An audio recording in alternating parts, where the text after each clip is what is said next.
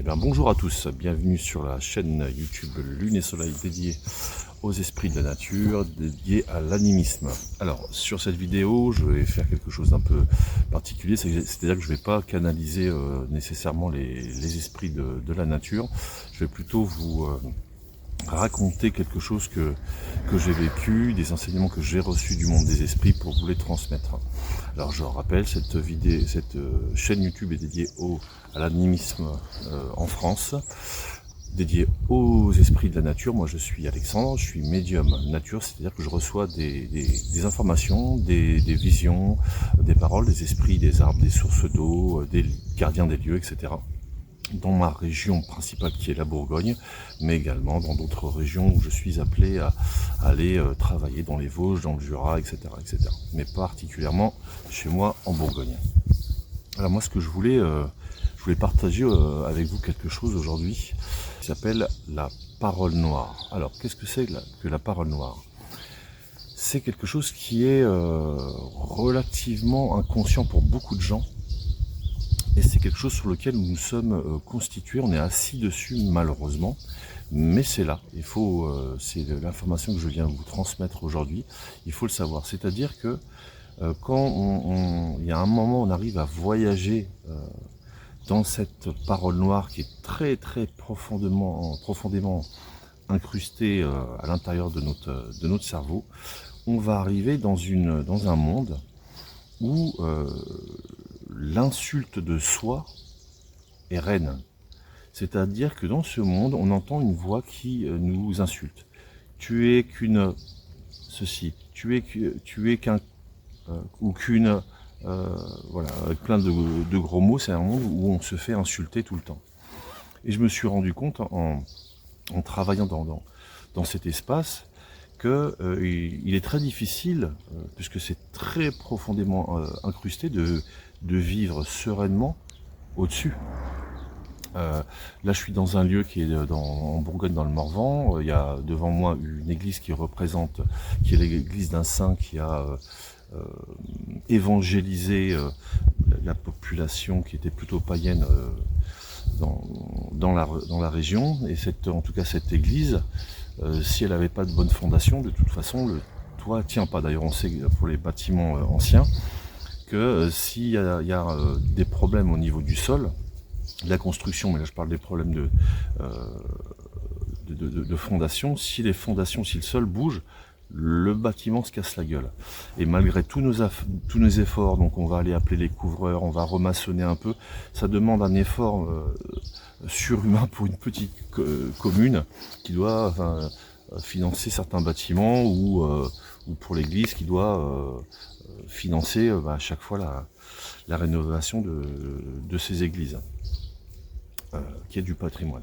Et donc du coup, cette parole noire, où on se fait insulter inconsciemment comme ça, vient demander beaucoup d'efforts à l'être humain.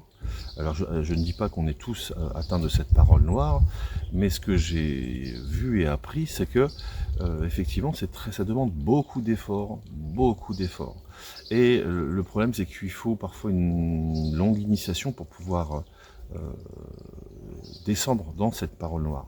Et là, quelqu'un qui descend, qui est initié, qui a l'habitude de travailler sur soi, il connecte à cette parole noire, et puis il entend dans sa tête toutes ces insultes. Alors, évidemment, nous sommes clairs que là on parle de gens bien portants, qui sont initiés, qui travaillent, qui sont habitués à travailler à l'intérieur d'eux, que ce soit des sophrologues, des grands méditants, des gens qui ont l'habitude de pratiquer les arts de l'animisme, du voyage dans le monde des esprits pour aller travailler avec cette conscience profonde à l'intérieur de nous, qui est la grande intelligence d'aller travailler ces paroles.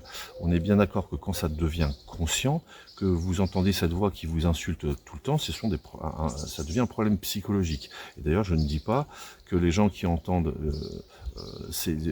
des voix comme ça, je ne dis pas que c'est de la parole noire. Et là, il faut aller consulter un médecin, aller voir des psychologues, nous sommes bien d'accord. Là, je parle pour des gens qui sont bien portants et qui ont, dans un cadre initiatique, pris contact avec cette parole noire, qui reçoivent cette parole noire d'une manière tout à fait, je dirais, équitable psychologiquement, parce qu'ils savent que c'est qu'une initiation qui sont guidés, on est bien d'accord. Sinon, il faut absolument aller consulter un médecin, un professionnel de la psychologie pour ça. Je reviens à des gens bien portants, à des gens initiés, encore une fois, autour de cette chaîne. On est bien d'accord que c'est de l'animisme français, que on est plutôt bien portant, qu'on est initié, que tout va bien. Je tiens à le dire, je referme la parenthèse. Donc, ce que j'ai appris au niveau des esprits, c'est qu'effectivement, cette parole noire, elle nous déstructure tout le temps. On a beau faire des efforts, on a beau travailler sur soi, on va être déstructuré, il va falloir beaucoup d'efforts pour revenir en équilibre. Travailler cette parole noire, c'est travailler dans nos profondeurs. Alors, pour ça, j'ai été mis en contact avec une déité pour faire ce travail. Et en fait, cette déité, je l'ai trouvée, l'hyperconscience m'a amené à voir une espèce de flaque d'eau, et de cette flaque d'eau salée, et de cette flaque d'eau salée est arrivée une déité féminine, et qui m'a dit être Morgane. Excusez-moi, pardon, Morrigan, non pas Morgane, justement. Il ne faut pas faire l'erreur, c'est deux choses différentes. Alors, Morrigan, ensuite, c'est effectivement, c'est la déesse. Alors, il y a différentes appellations au niveau du langage. En tout cas, moi, je l'ai vu sortir d'une flaque d'eau, donc ça serait plutôt la déesse des mers. Bon, alors c'est marrant parce que cette déité, elle a justement une symbolique assez délicate, parce que ça serait une sorcière, ça serait chez les Irlandais, ça serait la reine de la guerre, des choses comme ça. Donc voilà, on voit qu'elle est là pour travailler des sortes de guerre intérieure. Bon, alors en travaillant avec elle, il y a une visite de ce langage noir qui est fait, pour finalement apprendre que dans le cadre de la parole noire animiste, je le rappelle bien, ce qui n'est pas le cas de toute personne qui a des problèmes de voix qui viennent comme ça, mauvaises. Donc certains appelleraient ça une possession dans les courants religieux. Nous, ici, on va appeler ça la parole noire. Ce que j'ai appris, c'est que cette parole noire, elle vient de la pollution du monde, la pollution des mers, la pollution des rivières, et que si vous avez été un moment de votre vie en contact avec une pollution forte, avec une rivière qui était extrêmement polluée, eh bien l'environnement pollué fait qu'on va recevoir cette pollution à l'intérieur de nous, ce qui est très intéressant sur la relation qu'on a avec l'intérieur, et c'est que, évidemment, à l'origine, il y avait très souvent une faille affective. Parce que sinon, on est relativement bien protégé. Alors, il ne faut pas avoir peur, il ne faut pas se dire, oui, mais Alexandre, on est hyper pollué, il y a les ondes. Oui, mais chaque chose en son temps, et les esprits savent. C'est ce qu'on m'a appris, les esprits savent. Donc, revenir à la nature, laisser la nature travailler en nous, elle sait très bien comment nous rectifier, réharmoniser. Alors, voilà ce que je voulais vous dire sur cette vidéo. Si ça peut intéresser quelqu'un, certains d'entre vous, si ça peut parler à certains d'entre vous. Donc, dans la culture celte, c'est Morrigan. Vous pouvez aller voir, avoir des infos sur elle, mais ça, moi je l'ai rencontrée dans le monde des esprits. Après, j'ai été voir un peu plus la symbolique, parce que je vais voir les symboliques intellectuelles. Une fois que j'ai rencontré la déité dans le monde des esprits, voilà, c'est comme ça que je travaille. J'ai d'abord l'information dans le monde des esprits, et ensuite, éventuellement, je vais un petit peu aller chercher des infos, des informations écrites, etc. Bon. Alors, si ça peut intéresser certains d'entre vous, les esprits m'avaient parlé de Math.